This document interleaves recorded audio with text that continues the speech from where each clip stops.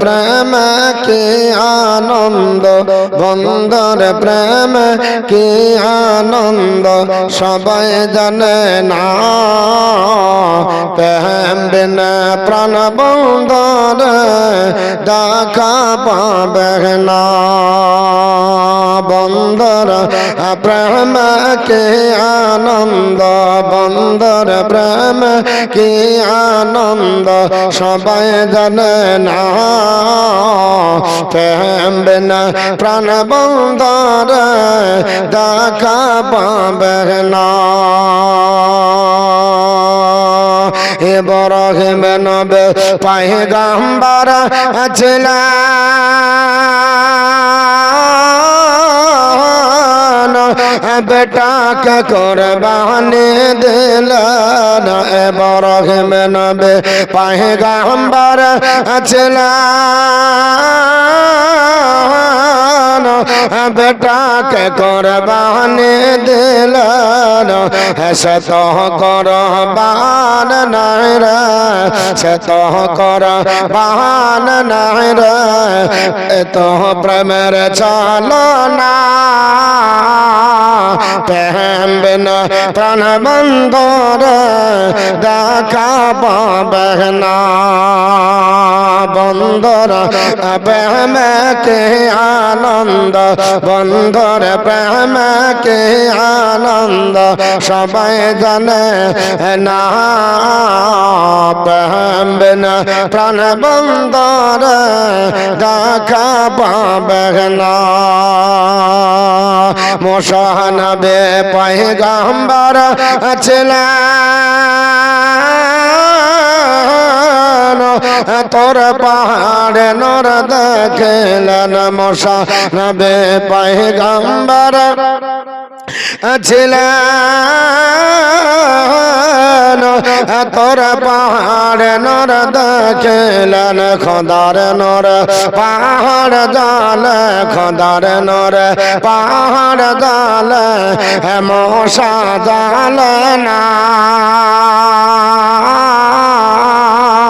প্রেম বিনা প্রাণ বন্ধুর দেখা পাবে না। বন্ধুর প্রেম কি আনন্দ, বন্ধুর প্রেম কি আনন্দ, সবাই জানে না প্রেম বিনা প্রাণ বন্ধুর দেখা পাবে না। আল্লাহুম্মা সাইয়্যিদিনা মাওলানা মুহাম্মদ ওয়া আলা আলি মাওলানা মুহাম্মদ সাল্লাল্লাহু আলা মুহাম্মাদিন मोहम्मद हरदम ज़बान से निकालो पाक नामे मोहम्मद हरदम ज़बान शफीआना मोहम्मद सल्लल्लाहु ताला अलैहि वसल्लम। अल्हम्दुलिल्लाह, যাবতীয় প্রশংসা সর্বদোষ্টা পালনকর্তা রিজিক দাতা আহকামুল হাকিম রব্বুল আলামিন যে আল্লাহ পাক পৃথিবীর নানা ব্যতিব্যস্ততার মধ্য থেকে প্রাকৃতিক দুর্যোগের হাত থেকে রক্ষা করে পবিত্র মাহফিলে আল্লাহর কোরআনের, আল্লাহ পাকের এবং কোরআনের তাফসীর, আল্লাহ পাকের বাণী, নবী পাকের হাদিসে মুকাদ্দাসা এবং বিভিন্ন তাফসীর কারকদের মতামত শোনার বলার যে আমাদেরকে আল্লাহ তৌফিক দান করলেন, সে আল্লাহর শুকরিয়া জ্ঞাপনার্থে সকলে উচ্চরবে বলিষ্ঠ কণ্ঠে কোরআনের ভাষায় তেলাওয়াত করি আলহামদুলিল্লাহ। অতঃপর সাইয়্যিদুল মুরসালিন আনিসুল গারিবিন রাহাতুল আশিকিন মুরাদুল মুস্তাকিন জনাবে মুহাম্মদ রাসূলুল্লাহ সাল্লাল্লাহু তাআলা আলাইহি ওয়াসাল্লামের উপর লাখো কোটি দরুদ ও সালাম শান্তির ধারা বর্ষিত হোক। সকলে বলে আল্লাহুম্মা আমিন। আমি গতকাল আলোচনা করতে করতে 52 নম্বর আয়াত পর্যন্ত গেছি। সূরা ইউসুফের 52 নম্বর আয়াত পর্যন্ত যাওয়ার পর আমি সমাপ্ত করেছিলাম। আল্লাহ যদি ইচ্ছা করে আবার কিছু আয়াত তুলে ধরবো। 111টি আয়াত আছে, 12 রুকু আছে। প্রত্যেকটি আয়াত তুলে ধরে ডিটেলস আলোচনা করতে গেলে অনেক সময় লাগে। তাফসীর করতে গেলে 10 থেকে 15 আয়াতের বেশি করাই সম্ভব নয়। এর জন্য আমি আপ্রাণ চেষ্টা করব তরজামা অন্তত পক্ষে কিছুটা আপনাদের কাছে তুলে ধরার। আল্লাহ রাব্বুল আলামিন তার মধ্যে ইউসুফ আলাইহিস সালামের জীবনী যেন এতে শেষ করতে পারা যায় সংক্ষিপ্ত আকারে, যেন তিনার জন্ম থেকে শুনলেন, ওনার রাজত্ব, ওনার আবার 10 ভাইরা আসবে, ওনার আব্বা আসবে, ওনার আব্বার ইন্তিকাল হবে, ওনার ইন্তিকাল হবে, জুলাইখার ইন্তিকাল হবে, দিয়ে ইনশাআল্লাহ আমরা শেষ করব সংক্ষিপ্ত আকারে। আমরা মুসলমান, আমরা এই তাফসীরের বর্ণনা আমরা শুনছিলাম, তাফসীর আমরা শুনছিলাম, এতে বেশি আপনার বলা হচ্ছে আগ্রহ প্রকাশ করা দরকার। অনেকে আবার তাফসীর বুঝে না, কারণ আমাদের এদিকে তো চল নাই, তাফসীর তো কোনোদিন করা হয় না। তাফসীর কি করবে? তাফসীরের নিয়ম হচ্ছে বই খুলে দেখে বলতে হয়। কেন? একটু যদি টানে গন্ডগোল হয় তো বানান পাল্টে যায়, এই অর্থ পাল্টে যায়।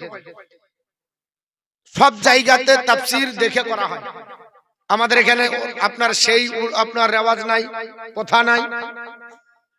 মৌলবি বই দেখে বলছে না, সামনে বই রাখতে হয়, মুখস্থই বলবে কিন্তু বইটা রাখতে হবে। বাই চান্স একটা আয়াত যদি গন্ডগোল হয়ে যায়, অক্ষর পাল্টে যায়, এর গুনাহগার কে হবে? আমি হব। আর আমার সঙ্গে সঙ্গে আপনারা শুনে কি হবেন? আপনারা গুনাহগার। এর জন্য কোরআন সামনে রেখেই করতে হয়। যদিও বা কালকে আমি রেখেছিলাম না, কিন্তু আজকে বললাম না, সামনে রাখেন। সামনে রেখে যেটা নিয়ম সেভাবেই করতে হয়। যেমন কোরআন শরীফ হাফেজরা পড়ে না, তা হাফেজরা পড়লেও তাদেরকে সামনে রাখতে হয়। কেন? সামনে রেখে কোরআন দেখে পড়া। এতে দুটো কারণ, একটা ভুল না হওয়ার সম্ভাবনা, আর একটা হচ্ছে দেখে কোরআন দেখে পড়া হচ্ছে সওয়াবের কাজ। মানে কোরআনকে দেখবেন, এটাও সওয়াব। না দেখে পড়ার চাইতে দেখে পড়াতে সব বেশি, মানে কোরআনকে দেখাটা ইবাদত। এর জন্য আল্লাহর কোরআন যদি পড়তেও না পারেন, কেউ দেখে নিলেও ইবাদত হয়। যদি স্পর্শ করে, ইফ ইউ টাচ দা কোরআন, তুমি যদি কোরআনকে স্পর্শ করো, ইউ উইল ফাইন্ড গুডনেস, তোমার নেকি হবে। তুমি স্পর্শ করলে তোমার নেকি।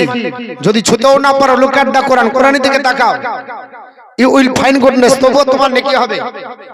কারণ Quran is a burning miracle, কোরআন আল্লাহর জ্বলন্ত মাজেজা। এর জন্য কোরআন দেখা, পড়া এবং স্পর্শ করা সবই হলো ইবাদত। সারা বিশ্বের জ্ঞান আমার আল্লাহ কোরআনে দিয়েছে। আর এই কোরআনের মাহফিল, এই কোরআনের মজলিসে আমরা আলোচনা শুনছি। মা বোন অনেকে এখন আসতে পারেনি, কারণ গতকাল ছিলাম 9টার সময় উঠেছিলাম, আর আজ 1 ঘন্টা আগেই চলে এসেছি।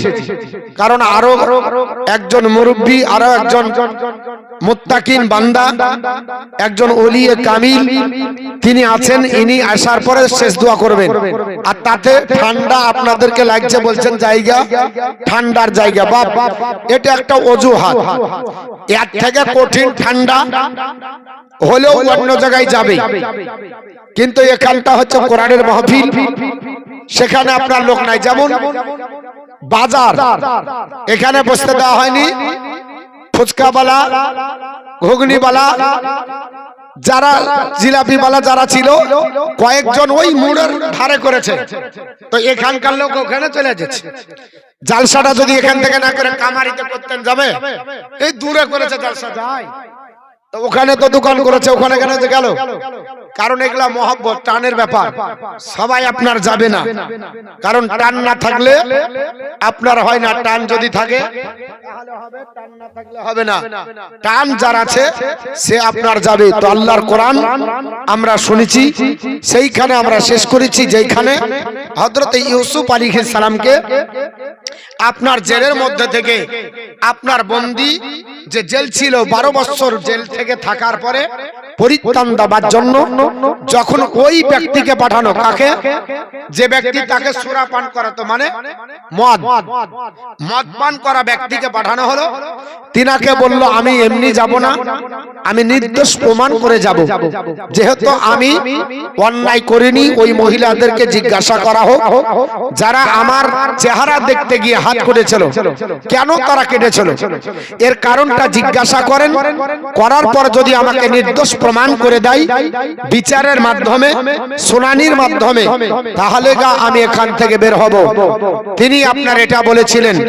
তবুও হযরত ইউসুফ আলাইহিস সালাম তিনাকে যখন আনতে পাঠানো হলো, তিনি একটা মন্তব্য করেছিলেন, ওমা উবাররিউ নাফসি, আমি আমার নিজের নাফসকে আমি আপনার নির্দোষ বলছি না, আমি নিজের আত্মাকে নির্দোষ বলছি না। কারণ ইন্নান নাফসা, নিশ্চয় রিপু বা আত্মা, নাফস নিশ্চয় আত্মা, লা আম্মারাতুম বিসু, আপনার গুনার কাজকে, অন্যায়ের কাজ করতে নির্দেশ করে। আত্মার কাজ কি?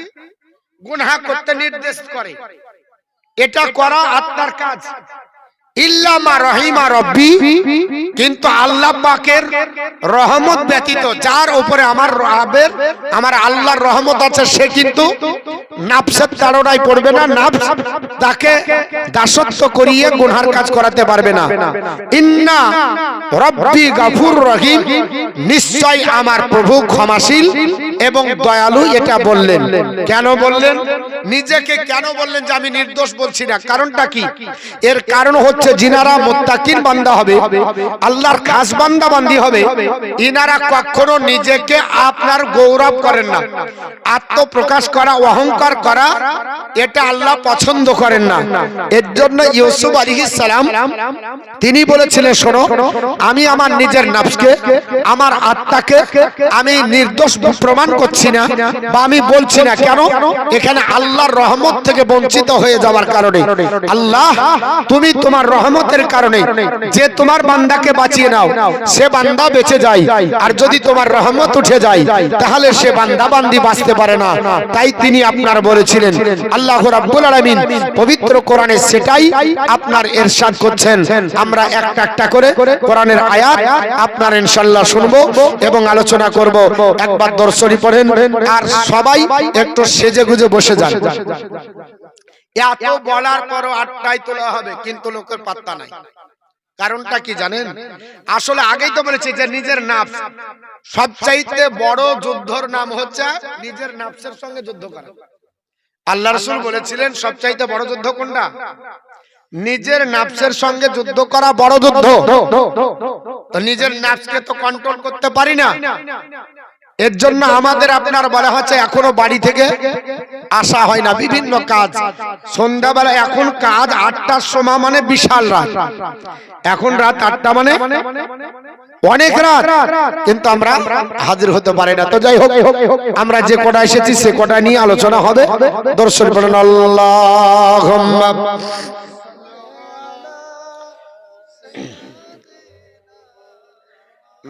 মাওলানা মুহাম্মদ ওয়া আলা আলি সাইয়্যিদিনা মাওলানা মুহাম্মদ সাল্লাল্লাহু আলাইহি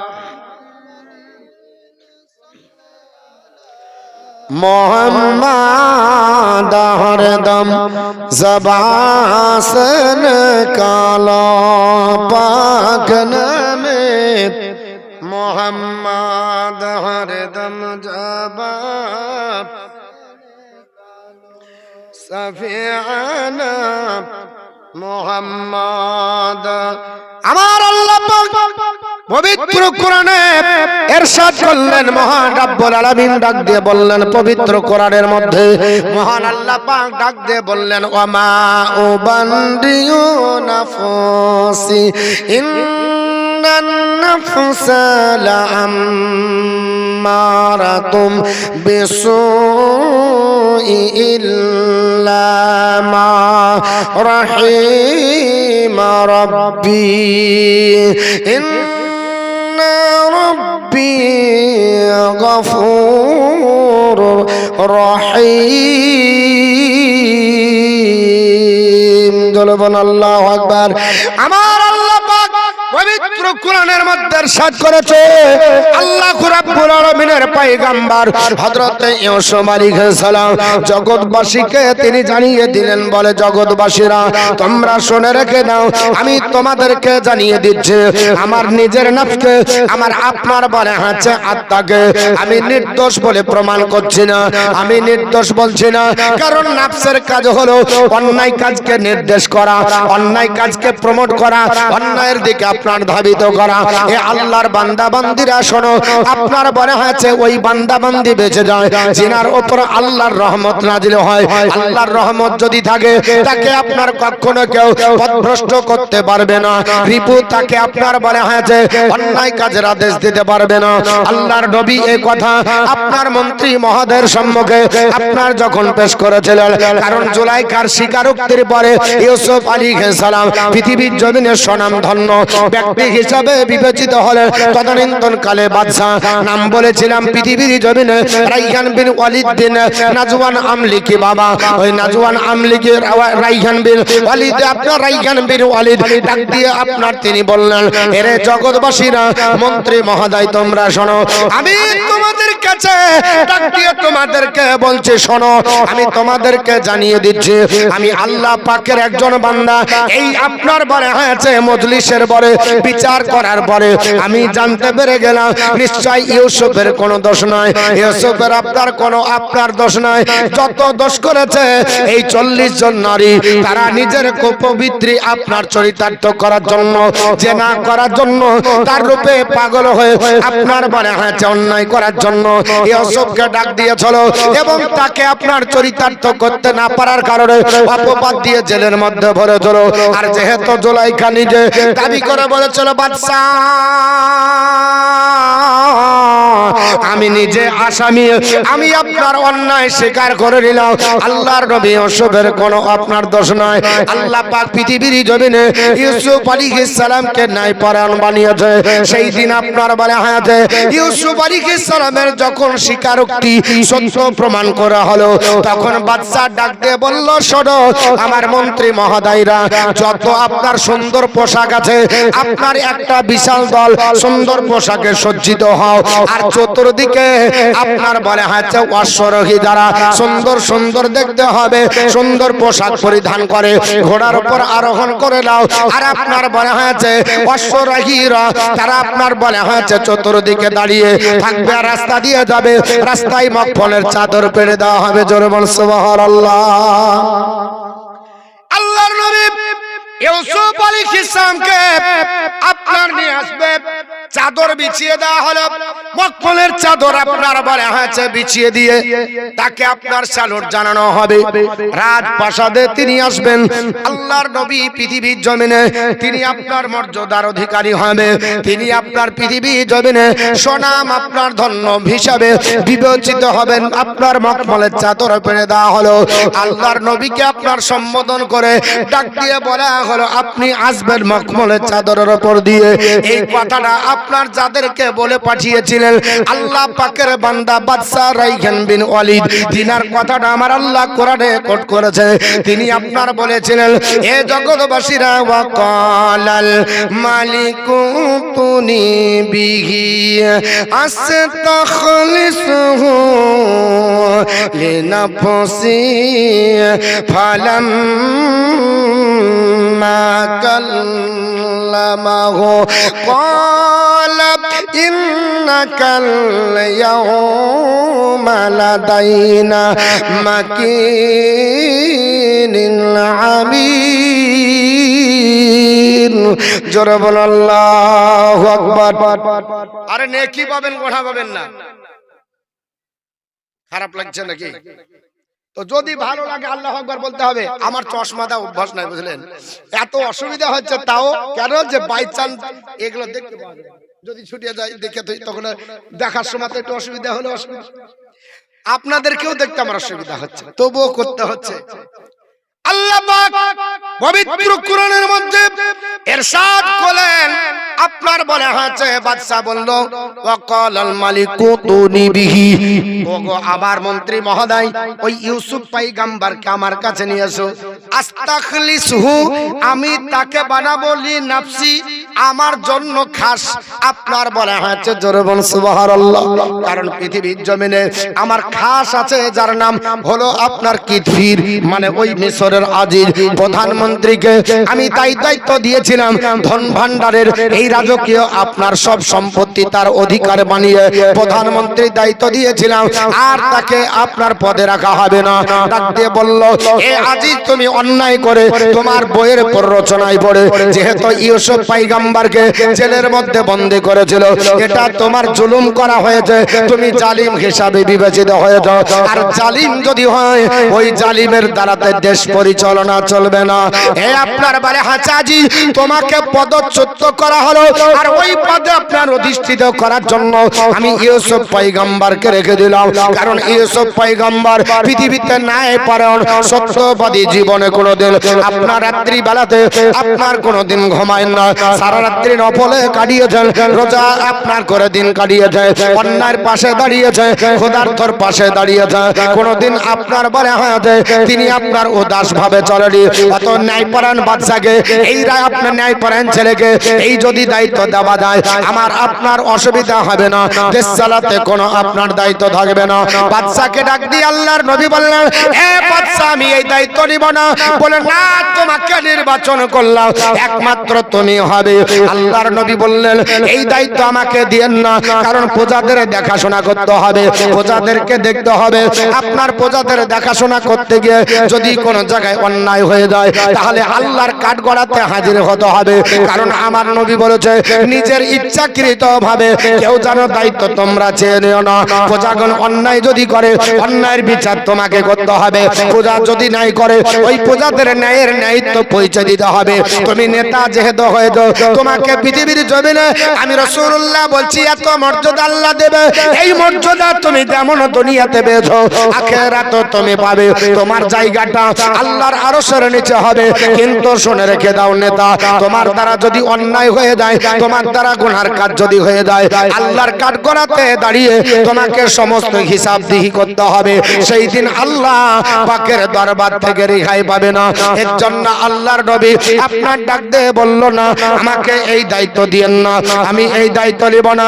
তবুও তিনি আপনার ডাক দিয়ে বললেন, এগো আল্লাহর নবী শুনে রেখে দেন, আপনার সঙ্গে কথাবার্তা বলে আমাকে একটু ভালো লাগলো। তিনি বললেন, ফালাম্মা কাল্লামাল্লাহু, হযরত ইউসুফ পয়গম্বরের সঙ্গে কথাবার্তা বললেন, তারপরে কলা তিনি বললেন, ইন্নাকা লিয়াউমা লাদাইনা, আজকের দিন আপনাকে আমরা দেখতে পাচ্ছি আমিনুন, আপনার বলা হয়েছে মাকিনুন, আমির মানে হলো আপনি হচ্ছেন সবচাইতে আপনার বলা হয়েছে সম্মানীয় এবং যোগ্য ব্যক্তি। জোরে বলুন সুবহানাল্লাহ। এখানে যোগ্য আর কেউ নাই, যত ব্যক্তি আছে সবার মধ্যে যোগ্য হচ্ছেন আপনি, তাছাড়া যোগ্য ব্যক্তি কেউ নাই, একমাত্র আপনি হলেন যোগ্য। আল্লাহর নবী ইউসুফ আলাইহিস সালামকে তিনি বললেন, আপনার যোগ্যতা দেখে আপনাকে আমি এই পদে অধিষ্ঠিত করলাম। উনি বললেন, আমাকে অধিষ্ঠিত করলে হবে না, এই দায়িত্ব আমি নিব না। বলে না, শেষ পর্যন্ত যখন বাধ্য করলো উনি বললেন, তাহলে আমাকে খাদ্য ডিপার্টমেন্টে রাখেন। কেন? আমি জানি খাদ্যের অভাব হবে আর এই রাজারা পারবে না, কিভাবে সামাল দিবে। ওই খাদ্যের ডিপার্টমেন্ট যদি দেন তাহলে আমি সামলাতে পারবো ইনশাআল্লাহ। উনি এটা বললেন, কারণ সবাই খাদ্য ডিপার্টমেন্ট চালাতে পারবে না। উনি বলেছিলেন আমি পারবো, আর চেয়েও নিয়েছিলেন। আল্লাহ কোরআনে বলেছেন, ক্বালা জালনি, আমাকে দেন আন খাজাইনিল আরদ, জমিনের আপনার বলা আছে এই দায়ভার আমাকে, জমিনের দায়ভার আমাকে দেন, অর্থাৎ খাজানা আমার হাতে দেন। জোরে বল আল্লাহু আকবার। দরুদ শরীফ পড়েন, একটা একটা করে আয়াত বলি। আল্লাহুম্মা সাল্লি আলা মাওলানা মুহাম্মদ ওয়া আলা আলি সাইয়্যিদিনা মাওলানা মুহাম্মদ সাল্লাল্লাহু সাল্লি আলা हर दम जबासिन कालो पाक नबी मोहम्मद हर दम जबा शफीआना मोहम्मद सल्लल्लाहु ताला अलैहि वसल्लम।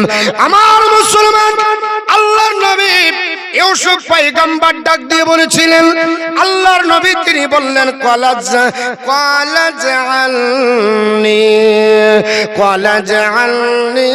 আনকা দাইনিল আরদ, আমাকে জমিনের দায়ভার দিয়ে দেন। আন্নী হাফিজুন আলিম, আমি হলাম হেফাজতকারী এবং আপনার সর্বজ্ঞ। জোরে বলুন সুবহানাল্লাহ। এই জগতের বাসীরা, আমাকে আপনার দায়ভার যদি এই খাজানার আপনার দেওয়া হয়, এই সম্পদের যদি দেন, তাহলে এই সম্পদ আমি একমাত্র রাখতে পারবো, কারণ দুর্ভিক্ষ চলে আসবে, ওই সময়তে তোমরা পারবে না। কারণ 7 বছর অনাহারে আপনার তোমরা যখন থাকবে, ওই মালগুলো কি করে সামলাবে? আল্লাহ রাব্বুল আলামিন যেমন পবিত্র কোরআনে জানিয়ে দিয়েছে 7 বছর ধরে প্রচুর ফসল হবে। 7 বছর ধরে প্রচুর ফসলের পরে, ওই 7 বছর ফসলের পরে অন্যায় ভাবে আপনার 7 বছর আপনার ফসল আপনার হবে না, আপনার অনাহারে থাকবে। 7 বছর প্রচুর পরিমাণে অভাব অনটন দেখা দিবে। সেই 7 বছর কি করে চলবে?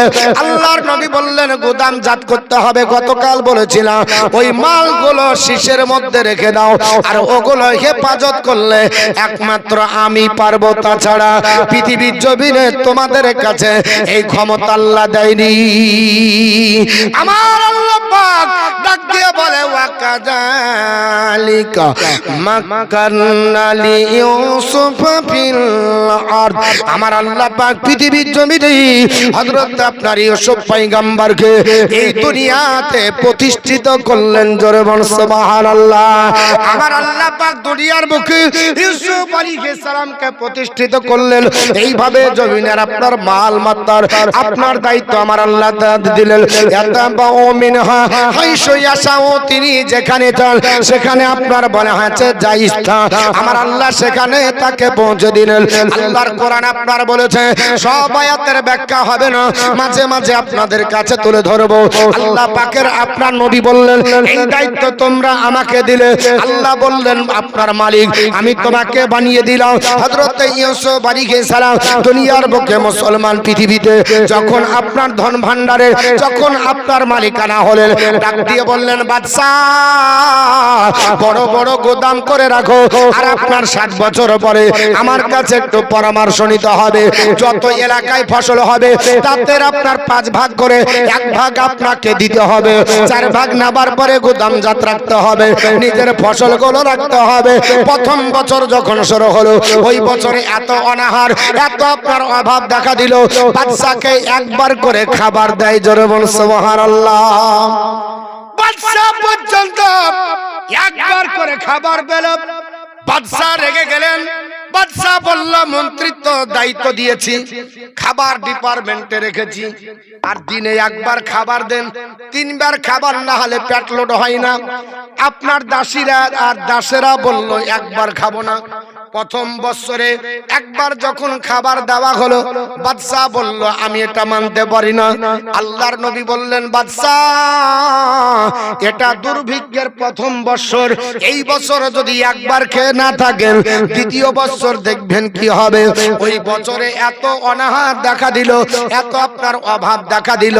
আল্লাহর কোরআনের তাফসীর বলেছে ওই বছরে যত এলাকায় বাজারে মাল ছিল, চাহিদা আপনার এমন হলো ওই বছরে সব মাল শেষ হয়ে গেল।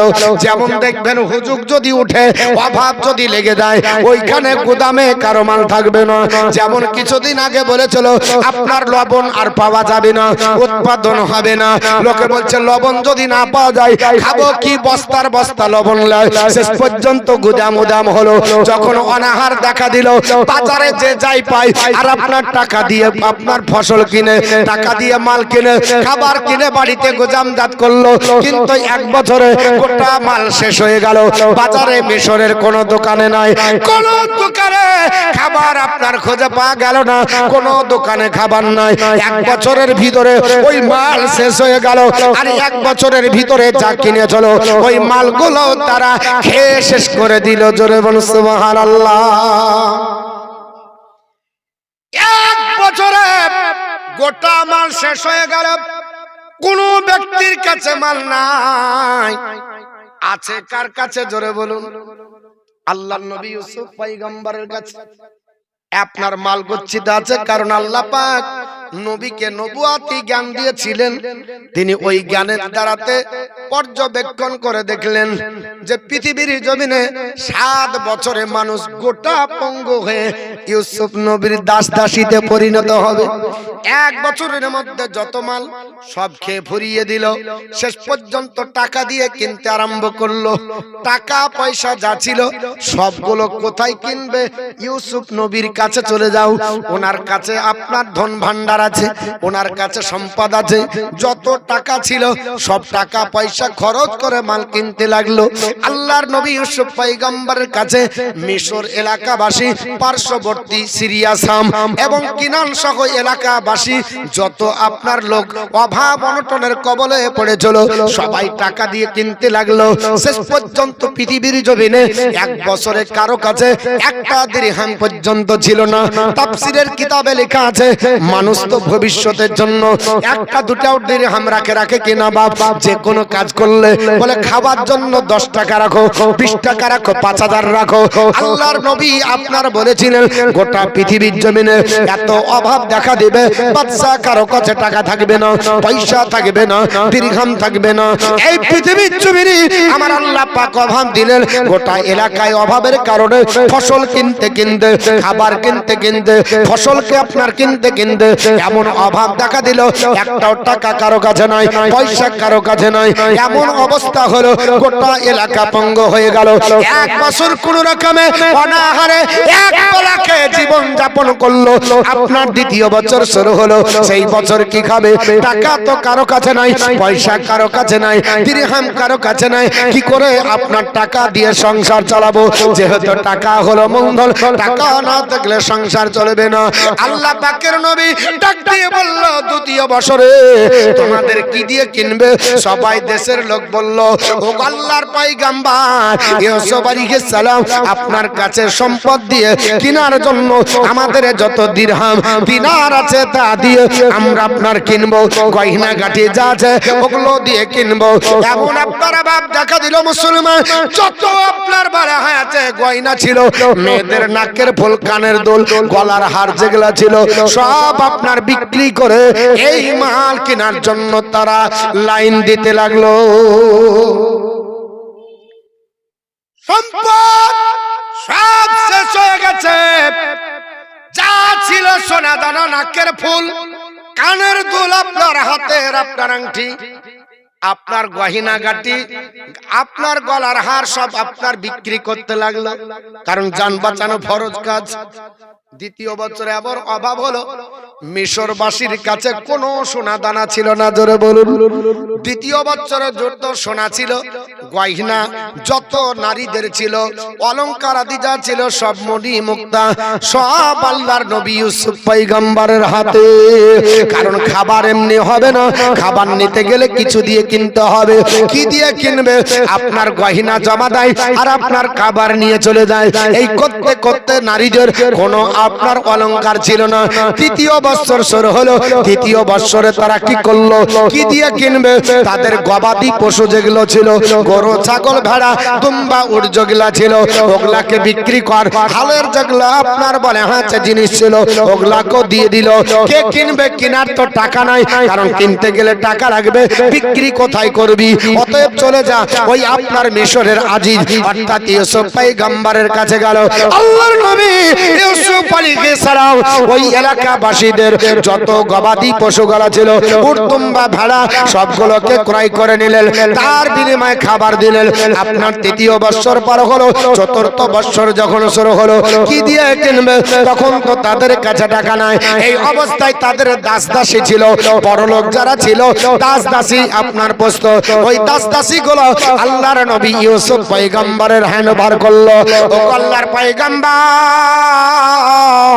আপনার কাছে দাসগুলোকে বিক্রি করে দিলাম আমার আল্লাহ পাক কি ঘটনা ঘটাচ্ছে দেখছেন বাবা আপনার যত দাস দাসী ছিল আল্লাহর নবী ইউসুফ পয়গম্বরের সবই আপনার হাতের মধ্যে চলে আসলো দাস দাসীর বিনিময়ে খাবার আপনার ক্রয় করতে লাগলো পঞ্চম বছরে যখন আসলো নিজে আর কোপাই হলো না কি করে কিনবে বলে জমি জায়গা যতটুকু আছে এটা বেচতে আরম্ভ করলো 1 বিঘা 2 বিঘা 5 বিঘা করতে করতে দলিল আদি যা ছিল সব বেচে দিল শেষ পর্যন্ত আমলা এবং জায়গির পথা যা ছিল সব বিক্রি করে দিল বসত বাড়ি থাকলো না ও পর্যন্ত বেচে 1 বছরের জমি জায়গা যা ছিল সব জমির মালিক আমার আল্লাহ ইউসুফ নবীকে বানিয়ে দিলেন জোরে বল সুবহানাল্লাহ গোটা মিশরের সম্পত্তি কার এটা হলো আপনার ইউসুফ পয়গম্বরের এই জমিটা কার ওটা হলো ইউসুফ পয়গম্বর